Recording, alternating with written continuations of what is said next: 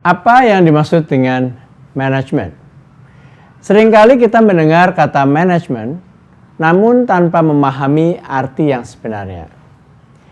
Secara singkat dan tegas, kita bisa menyatakan bahwa manajemen merupakan suatu proses atau rangkaian kegiatan yang dilakukan secara terstruktur dengan cara yang efektif dan efisien oleh satu atau sekelompok orang untuk mencapai sasaran kerja. Jadi, bila kita, baik secara individu atau berkelompok, ingin mencapai suatu tujuan atau sasaran kerja, maka diperlukan proses yang disebut manajemen, agar sasaran dapat tercapai dengan efektif dan efisien. Seseorang atau perusahaan yang tidak memiliki sasaran kerja yang jelas atau tidak konkret, maka praktis tidak ada proses manajemen. Keberhasilan untuk mencapai tujuan atau sasaran kerja akan sangat bergantung pada kualitas manajemen yang dilakukan oleh pemimpin dari setiap kelompok usaha.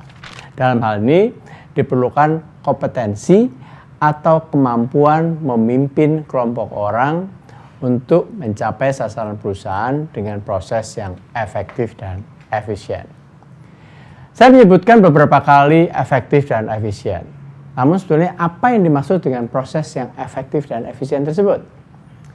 Efektif ialah proses mencapai sasaran kerja dengan waktu sependek mungkin, sedangkan efisien adalah proses mencapai sasaran kerja dengan biaya serendah mungkin. Jadi, efektif adalah proses yang diukur dengan faktor waktu, sedangkan efisien adalah proses yang diukur dengan faktor biaya. Pemahaman manajemen yang saya katakan di awal tadi menyebutkan proses yang terstruktur. Kita perlu juga memahami apa yang dimaksud dengan proses terstruktur. Terstruktur artinya suatu proses yang dilakukan dengan metode kerja yang sistematis, terintegrasi, dan setiap langkah terukur. Elemen dasar pada proses yang terstruktur terdiri dalam 4 kegiatan besar manajemen yang disebut POLC,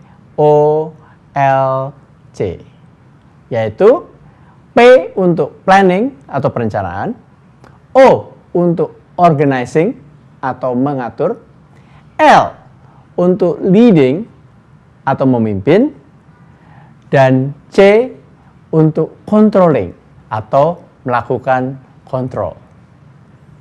Salam Serovi.